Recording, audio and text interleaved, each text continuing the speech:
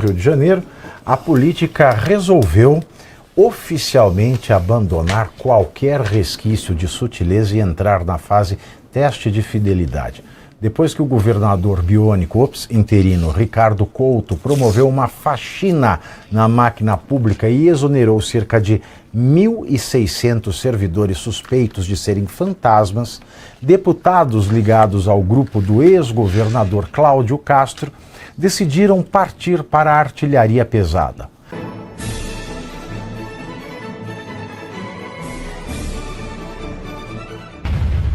Rio de Janeiro, a política resolveu oficialmente abandonar qualquer resquício de sutileza e entrar na fase teste de fidelidade. Depois que o governador biônico interino Ricardo Couto promoveu uma faxina na máquina pública e exonerou cerca de 1.600 servidores suspeitos de serem fantasmas, deputados ligados ao grupo do ex-governador Cláudio Castro decidiram partir para a artilharia pesada.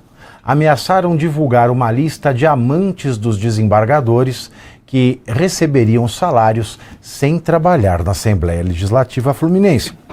O Rio chegou ao ponto em que a crise institucional parece roteiro perdido da TV Manchete, misturado com novela das 9 e ata de CPI assinada pelo João Kleber. A reação teria partido de deputados ligados ao presidente da Alerj, Douglas Ruas, irritados com a tesoura administrativa passada pelo governador interino. A turma, descrita nos corredores como a ala mais aloprada da direita, resolveu transformar o Diário Oficial no antigo Diário Notícias Populares. A Alerj divulgou nota afirmando que mantém relação republicana com o Tribunal de Justiça. Tradução informal do clima político. Por favor, ninguém publique lista nenhuma. Enquanto isso, o Rio de Janeiro segue tentando descobrir onde termina a crise institucional e qual será o próximo artista internacional a cantar em Copacabana, na Campanholo. Olha, realmente o problema das amantes é um caso particular, é privado. De todas as imoralidades que existem, e de fato ter um amante não é a coisa mais correta do mundo, é imoral, mas de todas as imoralidades que existem, a pior delas é fazer o uso político desse fato. Porque ninguém aqui está dizendo que os políticos precisam ir para a igreja, se converter, parar de ter amante, porque seria bom se fosse isso. Mas é apenas uma retaliação. Isso me lembra o caso da Mônica Lewinsky e do Bill Clinton. Errado estava, mas mais errado ainda é você fazer um uso político disso que foi, desta imoralidade. São 1.600 demissões, isso sim é muito grave. A amante de cada um é assunto privado, mas a partir do momento que você usa a máquina pública para sustentar ou pagar serviços sexuais ou favores sexuais com dinheiro do contribuinte, isso sim é grave. Então, se há algo correto e há algo moralizador que foi feito aqui, foram as demissões dos funcionários fantasmas. E se há algo imoral é o uso da retaliação, da exposição como retaliação. E ter ou não ter amante está bem no meio aí. De todos não é, com certeza, o mais grave. O mais grave ainda é fazer uso político disso. Inclusive, há um livro muito bom que, eu não sei se todos vão ter paciência, são quase 800 páginas, mas há um livro chamado Libido Dominandi, que fala justamente sobre como usar a libido, o sexo, a sexualidade como ferramenta de controle político. São mais de 800 páginas analisando isso, desde o Iluminismo, desde a Revolução Francesa. É um livro que vale muito a pena. O cara deve ter lido, né? Como é que chama? Libido Dominandi. Libido Dominandi. Agora, Cláudio, a Ana falou do Bill Clinton, né, e da Mônica Lewinsky. O Bill Clinton, você pensa, né, se ele ouvisse Chitãozinho e Chororó, ele não tinha passado por tudo isso aí que ele passou. Qual é a letra que tu está pensando? Ele saberia que o vestido velho da mulher amada tem muito valor. Ah, tá. Primeiro eu preciso manifestar aqui publicamente minhas desculpas à deputada Ana Campanholo, né? Eu chamei acho que 3 vezes. Não, o cargo não é tão importante. Não, é tudo bem, mesmo assim peço desculpas pelo equívoco. A produção aqui me chamou a atenção, a Zuma me mandou uma mensagem. Eu concordo em gênero, número e grau, né?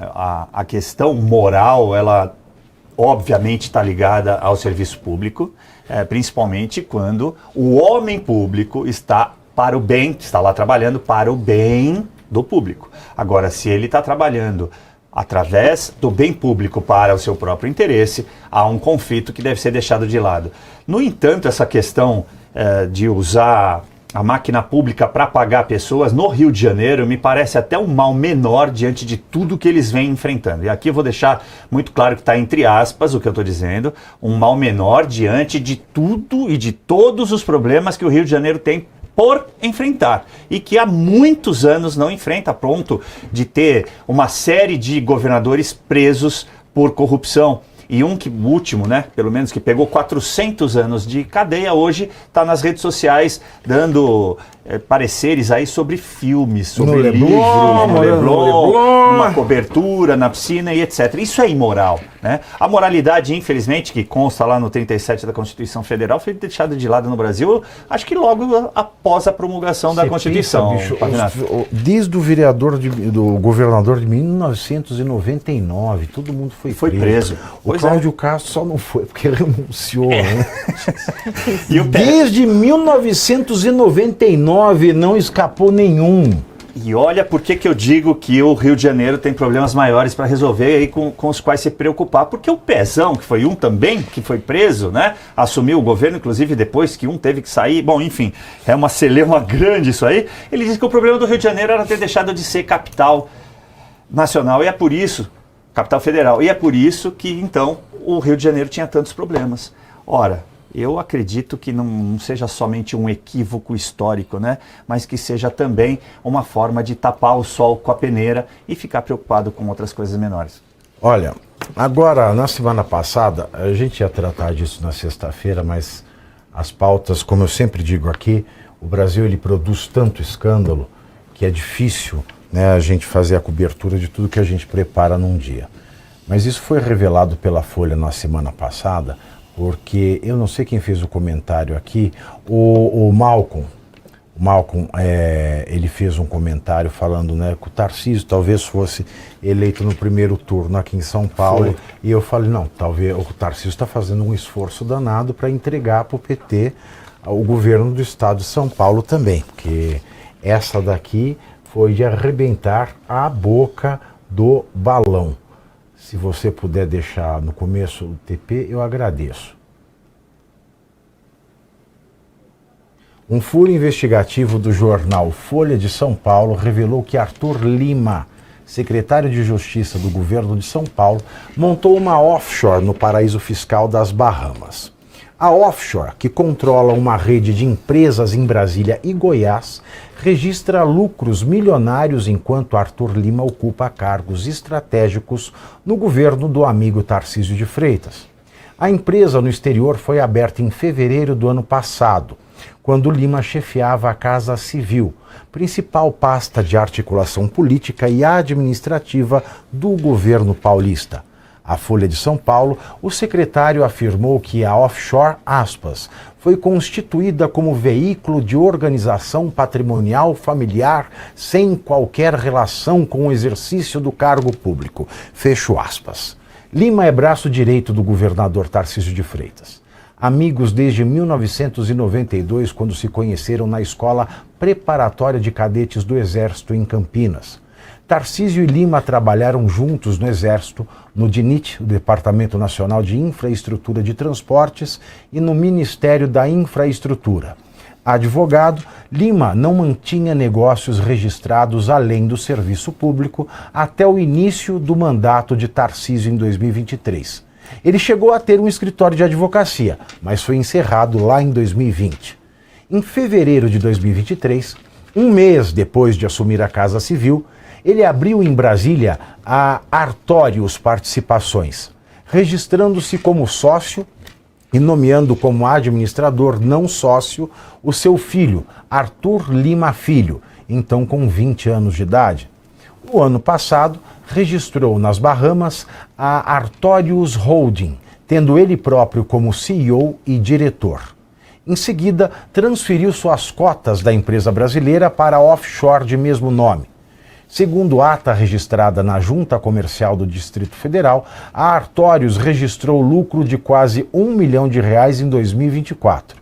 Entre janeiro e outubro do ano passado, segundo o mesmo documento, o lucro triplicou, foi de quase 3 milhões. Após a reorganização societária, a holding adquiriu participações em ao menos 3 empresas. As duas de maior movimentação financeira são a construtora Amizar e a consultoria Tríade. A Amizar Empreendimentos tem sede em Lusiânia, Goiás, próxima à divisa com o Distrito Federal. E segundo o balanço, atua na construção de unidades habitacionais destinadas à venda por intermédio do Programa Habitacional do Governo Federal, Minha Casa Minha Vida. O balanço de 2025 mostrou um salto de 96% na receita em relação a 2024, alcançando 4,4 milhões. A empresa distribuiu 2 milhões em dividendos. Acontece que a margem de lucro da Amizar é muito superior à das principais empresas do setor. 5 construtoras listadas na Bolsa e que operam no Minha Casa Minha Vida tiveram em 2025 margens líquidas entre 6% e 20%. A Amizar declarou 79%. Questionado sobre o custo médio de um imóvel produzido pela empresa, Lima não respondeu. Disse apenas que a holding familiar atua exclusivamente na condição de acionista, sem qualquer função de gestão, administração ou representação executiva na companhia. Já a outra empresa adquirida, a Tríade Consultoria, com sede em Brasília, apresentou operação enxuta, sem despesa com sede e praticamente sem gastos com pessoal, mas faturamento de R$ 922 mil no ano passado. Sem identificação de clientes no balanço, questionado sobre quais serviços a Tríade presta e para quais clientes, o secretário afirmou que as relações de consultoria seguem regras de confidencialidade próprias da atividade empresarial, o que impede a divulgação de clientes, valores e escopo específico dos contratos. Com 23 anos de idade, Arthur Lima Filho, administrador da Artorius, apresenta-se no LinkedIn como profissional de TI. A offshore das Bahamas tem como procuradora a dentista Ana Luísa Paim de Oliveira Cunha, que também figura como presidente da construtora Amizar e até meados do ano passado da consultoria Tríade. Ana Luísa é casada com Márcio Rafael da Cunha, militar reformado que atuou do setor de licitações do Batalhão de Polícia do Exército, mesma área em que Lima trabalhou como pregoeiro. O secretário disse ser amigo dele há mais de 20 anos. Uma das atribuições da Casa Civil, pasta chefiada por Lima entre janeiro de 2023 e janeiro deste ano, é intermediar repasses de verbas do governo para prefeituras e entidades assistenciais. A reportagem também procurou o Palácio dos Bandeirantes para comentar os negócios do secretário, mas a gestão Tarcísio não enviou manifestação além da nota do próprio secretário. Aí você veja, Caivano, do dia para a noite, ele abre uma empresa de consultoria, uma coisa que ele nunca fez na vida, e já dá 1 milhão. Aí no ano seguinte dá 3 milhões. Aí compra uma construtora, dá 4,4 milhões de lucro. Olha que maravilha, né? Esse é um Ronaldinho dos negócios, não é? O secretário do Tarcísio. Bom, vamos começar pela presunção de inocência, né? Os dados estão aí, estão sendo apresentados. Você falou 1 milhão no ano... Mas eu falei que ele é um Ronaldinho dos negócios. Não, tudo bem, eu entendi. Mas olha só, 922 mil que deu ali de lucro em não sei que ano, acho que 2024, dá 76 mil reais por mês, né? Óbvio que se você comparar com outros valores recebidos por políticos e que estão sendo investigados também, você pode até aludir que seja uma mesadinha. Mas, de novo, vou voltar na questão da presunção de inocência. Primeiro precisa ser provado algum tipo de ilícito. A holding geralmente serve para que você proteja bens da sua família, né? O brasileiro tem utilizado isso, até tem advogados colegas aí, tributaristas, que fazem isso, né? Vendem como uma forma da pessoa proteger o patrimônio contra o próprio Estado.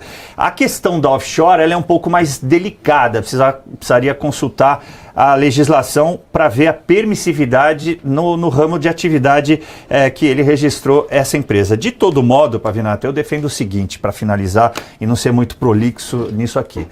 Eu defendo que todo aquele que seja político ou que trabalhe com cargo comissionado ou diretamente ligado a um político, deva, na hora que entra, apresentar o seu imposto de renda, apresentar todos os seus bens, tudo que tem ali amealhado financeiramente e economicamente, e quando sair, faça a mesma coisa. É lícito a qualquer cidadão, a livre iniciativa é protegida pela Constituição Federal. Agora você, de novo, usar o bem público para seu próprio interesse e para a sua satisfação pessoal, até para oferir lucros que são imorais ou amorais, aí para mim já ultrapassa qualquer linha que a gente possa defender, inclusive a da presunção de inocência em alguns casos. E aí a gente volta naquela questão que você trouxe, né, da fala do Olavo, não se concentrar na corrupção.